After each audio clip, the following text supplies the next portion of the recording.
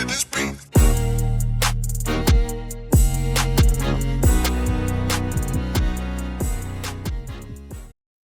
Welcome to another episode. Welcome to another episode of Gamecocks Talk with Captain Will. I am your man, Captain Will. Make sure you like, make sure you share, make sure you subscribe to Gamecocks Talk with Captain Will so I continue to bring you the gospel of Gamecocks every single day. Ladies and gentlemen, boys and girls, you are now rocking with the best. And since you're rocking with the best, come rock with your man, Captain Will. We got to go today, y'all. I said we got a good one today, y'all. We are talking about Tessa Johnson's ascension from Gamecock recruit to Gamecock star. Tessa Johnson's ascension. Follow me on Instagram. Follow me on Instagram at Captain Will the OG. Follow me on Twitter, Gamecocks Talk. But most importantly, follow me on YouTube. Gamecocks Talk with Captain Will. Hit that subscribe button. Ring that bell. Get the notification so you know when you are getting a new video. When you are getting the new information given only to you by Captain Will. A lot of great basketball going on this week. A lot of conversations about who's the best team.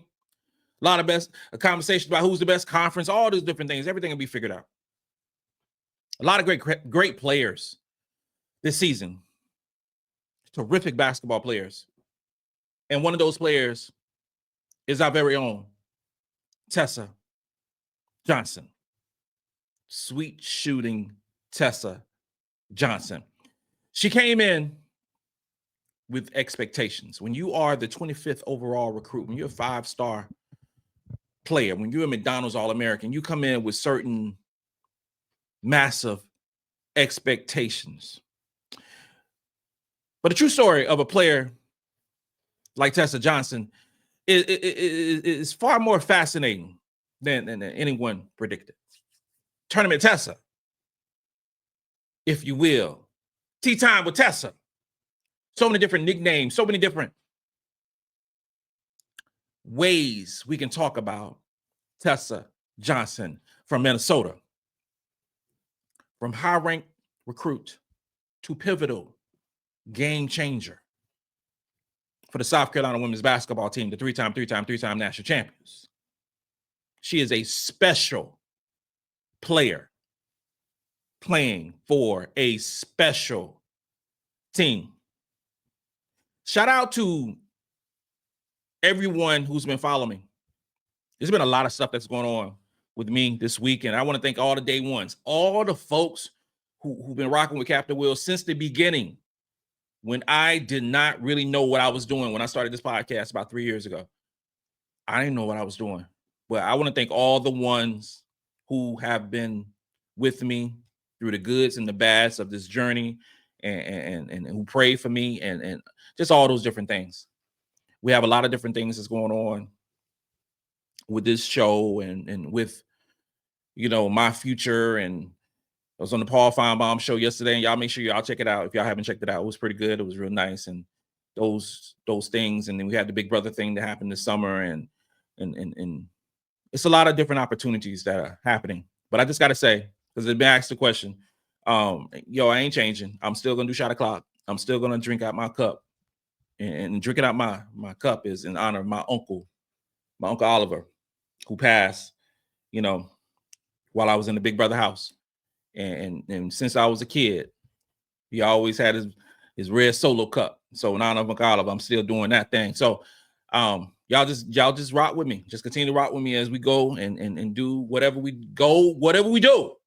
My peoples who've been there since the beginning, y'all continue to rock with me. So calling the game on Sunday, Liberty and Duke, 2:00 p.m. on ESPN. Check it out. ESPN Plus. Y'all check it out. Tessa Johnson showed up in the 2023 recruiting class. Y'all think back. Think back at that 2023 recruiting class. That was a dope class. You had what? All right, so I was just talking about Tessa, who was 25th ranked, the 5-star recruit, McDonald's All-American, won the 3-point shooting contest at the McDonald's All-American game and such. And we'll go backwards, okay?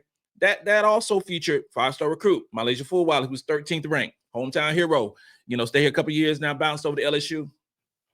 It also included Chloe Kitts, 17th ranked in that class, showed up to Carolina early. Okay, not a McDonald's All-America because when those things was announced, she was already a South Carolina Gamecock, but five-star recruit ranked 17th. Sanaya Ja was 40th ranked, 4-star recruit, Montverde Academy. That was a terrific recruiting class. You can make the case that 2023 recruiting class will have 3 WNBA draft picks. Tessa Johnson, for sure. Chloe Kitts is already predicted before this ACL injury to be a first round, early second round pick. Malaysia Fulwiley, for sure. Terrific class by Dawn Staley. That was awesome. Awesome class. And we saw the early glimpses of Tessa. If you've been following her career at Minnesota and how she was a point forward, and you saw all those YouTube clips of her shooting the basketball, you knew she was a baller. You knew that. But you have a lot of top-ranked recruits who go to college basketball, that next level, and it doesn't translate. You have a lot of them. But Chloe and Tessa and Malaysia, none of those things happened. They lived up to those expectations. I will say they far exceeded those expectations of how good they are. Nobody in their right mind going to say Tessa Johnson should have been 25th ranked in that recruiting class. Nobody. But that's why you have to play the game. That's why. Making the adjustments in the SEC, the best conference in women's basketball, as a highly rated recruit playing on this basketball team where there are so many talented players. And Tessa came out, played 35 games, started a couple of games, okay? Played 18 minutes per game, 7 points, shot 45% from the field on almost 5 attempts, shot 43% from 3 with 2.3 attempts per basketball game, shot about 86% from the free throw line on 2 attempts per game, a couple of rebounds, a steal, a turnover, had an offensive rating of 120.5 and a defensive rating of 84.4. Tessa Johnson played terrific basketball her freshman year. That is when she got the name of Tournament Tessa, because she turned up at tournament time. That is when she made herself a household name during March. Tournament Tessa was born, and she played terrific. We fast forward to her sophomore year, okay? 37 games, went from 18 minutes to 21 minutes. Went from 7 points to 8 points. Went from 45% from the field to 47% from the field. Went from 4.9 attempts to 6.2 attempts. Everything got elevated a little bit more. 3-point shooting. 3-point shooting went from 43%, stayed at 43%. Went from 2.3 attempts per game to 2.9 attempts per game. 83% from the free throw line, couple rebounds, couple assists, a steal, 1 turnover per game. Still had an outstanding offensive rating of 111.7. Still had a very good defensive rating of 87.9. She had a good sophomore year. I expected more of a jump from her freshman year to her sophomore year. I wanted the name of Tournament Tessa to go away. I wanted Tessa to be more consistent during her sophomore year. It's tough. Teams adjusted. This is high-level basketball. There are great coaches in women's basketball. Terrific coaches in women's basketball. Dawn Staley ain't the only great coach. schematically, strategically, they have terrific coaches. And they found ways to limit Tessa Johnson last season. But what we saw through 3 basketball games so far, Tessa Johnson went to the lab with a pen and the pad and got better. She got stronger. She's more confident. She looks like an amazing basketball player. She looks like a first-team All-SEC player. Tessa is leading this basketball team in minutes played. She's averaging 32 minutes per game. Mm-hmm. Now, with the injury bug, with the suspension, there are minutes to be had. And Tessa is making the most of them. She's getting you 15 points. She's shooting 59% from the field on 11 attempts. And I'm stingy. I'm greedy. I want her to shoot the ball more. I want her to get, instead of 11 attempts, I want her to get about 14 attempts. 14, maybe 15 attempts. She's shooting 47% from 3 on 5 attempts at the 3-point line. She is one of the best shooters of the basketball in the country. She's getting you 5 rebounds. She's one of the better rebounding guards in the conference. She getting you 3 assists. She can make plays for others. She getting you 1 block. 2 turnovers. Offensive rating right now is the best of her career at 129.3, while giving you 73.5 in defensive rating. Tessa Johnson has arrived. She has arrived. This is the version of Tessa Johnson that I have been hoping for. This is the version of Tessa Johnson that Gamecock fans have been yearning for. 6'1", who can shoot the lights out. Tessa Johnson is the best shooter of the basketball in the SEC, bar none. She is. And she's getting you 30-plus minutes per game. She's going to put the ball in the basket, ladies and gentlemen. And she can defend on the other end. Before the season started, there were some prognosticators who wondered if Tessa could fill the void left by Breezy Hall. Breezy Hall, drafted in the 2nd round by the WNBA. Well, please, ladies and gentlemen, boys and girls, children of all ages, please don't say no mess like that no more. Tessa Johnson has not only filled the role of Breezy Hall, she has exceeded it. Is she as good of a defender as Breezy was? I don't think so. Not yet. Breezy is a better defender during her junior year, but Tessa is a much better offensive player than Breezy Hall. So that combination of good defense to go along with outstanding offense for sure fills that gap at the 3 position for Tessa Johnson. That girl's special. And she still got 1 more year. 1 more year. And this is the thing, ladies and gentlemen, we go to the national championship, Final Four, those things. Tessa going to play another 30-something games. I don't think she's had a breakout game yet. She had a breakout game yet. You know the time to have a breakout game? Tomorrow. 9 o'clock Eastern time. That's the time to have a breakout game against Southern Cal. While guarding Kennedy Smith or Jazzy Davison as well. But we're going to break down that game in the pregame show later on today.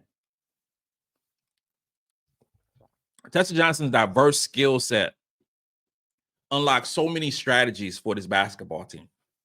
It really does. Her ability to score off the dribble, her ability to catch and shoot, her ability to play point forward with Maddy McDaniel being suspended. Those things needs to be talked about.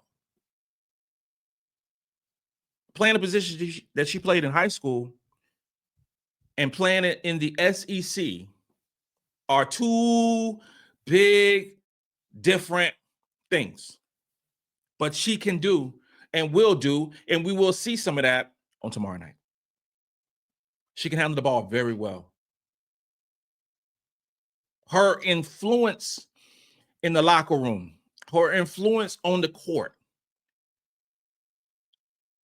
We can make the case that Maryam Dauda seems to be the happiest player on this basketball team. She's always smiling. She's such a sweet girl. But Tessa Johnson probably is the funniest. Tea Time with Tessa is one of the funniest bits that you can see. And that shows her amazing personality. But when you watch the games, and especially if you are at the games, you hear the conversations, you hear the communication, you hear everything that's going on. She communicates a lot on the court. She directs a lot of traffic when she's out there. That just means that she's more comfortable. It just means she's more comfortable. And she should be. She's going into a junior year. She's looked upon to be one of the leaders on this basketball team. And it's really, when you're bringing up players like Agot and you're bringing up players like Ayla, you need that stuff. You need that stuff. You need a calming influence. And her name is Tessa Johnson. What's next for her development as she matriculates through this season and move on to her senior year next season? Just more consistency. More consistency. Tessa get the minutes. She's going to produce. She did it at the freshman level. She did the sophomore year level. And now she's getting 31 minutes per game at the junior level. She's going to have spectacular numbers because she's a shooter. And she's tall enough and elevates high enough so it's difficult to block her shots. And she can create her own shot. So she's going to put the ball in the basket. Being more consistent on a game-to-game basis is the next level for her. Being a go-to scorer of the basketball. This guard matchup for Southern California is going to be awesome. They're a guard-heavy team, and they're playing, in my humble opinion, the best guards in the SEC. We'll see how that stacks up in the pregame show. But in terms of Tessa Johnson, Tessa has the ability to be all SEC. I believe Tessa will be first or second team all SEC this year. And when she goes to her senior year, I think that she has the ability to get some All-American type status next year and be drafted in the top 10 in the WNBA when it's that time. That's how great I believe she can be. When it's all said and done, when Tessa Johnson graduates and moves on from South Carolina, I think Tessa will go down, if not the best shooter of the basketball at South Carolina. It'll be between her and Tahina Papa. And it's so crazy that both of those young ladies played on a national championship team. We had some of the best shooters in the country playing off of each other. That's unbelievable. And here's the thing, ladies and gentlemen. Her shooting is only going to get better. It ain't going to get worse. It's going to get better. As this season goes along, another off season, and then go into her senior year. The sky is the limit for this shooting queen. And I cannot wait to see what she has in store for Southern Cal tomorrow night. With that being said, this concludes another episode of Gamecocks Talk with Captain Will. I am your man, Captain Will. Make sure you like, make sure you share, and make sure you subscribe to Gamecocks Talk with Captain Will so I continue to bring you the gospel of Gamecocks every single day. Ladies and gentlemen, boys and girls, you are now rocking with the best. And since you're rocking with the best, come rock with your man, Captain Will. Let's go. Let's go.